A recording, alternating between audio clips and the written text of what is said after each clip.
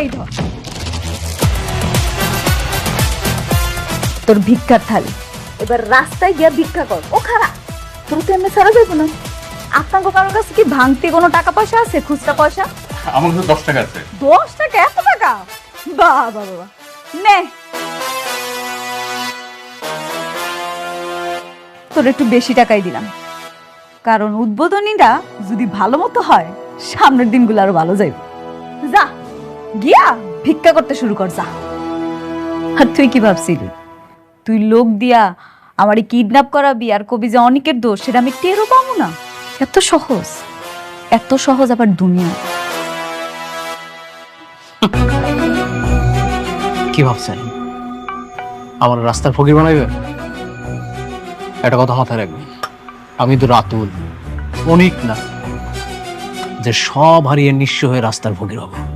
এরকম Shalimar group of industries এর মতো বড় বড় প্রজেক্ট আমি চাইলেই যে কোনো সময় তুড়ি মেরে আমার কাছে নিতে পারি।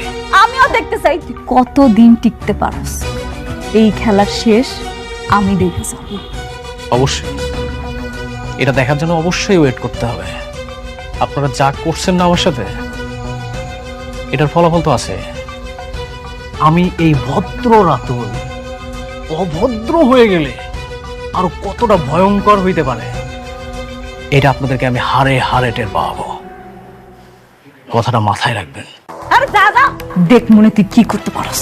অবশ্যই যাব, তবে যাওয়ার আগে আমি আরেকটা কথা বলে রাখি, এটার ফলাফল যে কত কঠিন হবে আপনি কল্পনাও করতে পারবেন না। রাতুল, রাতুলের সাথে বেইমানি, আবার এমন কাজ হবে আপনাদের সাথে না যে স্বপ্নের মধ্যেও আপনারা থর থর করে কাঁপবেন। রাতুল সাহেব, আপনি কি বের হবেন নাকি সিকিউরিটি ডেকে আপনার ঘাট ধাক্কা দিয়ে এখান থেকে বের করে দেবো? You just shut up. একটা কথা বলবেন না। আমি আমার ইচ্ছায় এসেছি না, আমি আমার ইচ্ছায় চলে যাব। বেশি কোনো কথা হবে না। সিকিউরিটি, ওনাকে ধরে ঘাট ধাক্কা দিয়ে বের করে দাও অফিস থেকে। এই shut up, don't touch me. বেশি কথা বললে গুলি করে দিই। বের হন, বের হন, বের হন। দাঁড়, এমনি এমনি গেলে তো হইব না। ভুইলা গেছস? এই যে, ভিক্ষার থালিটা সাথে করে লইয়া যা, কাজে দিব।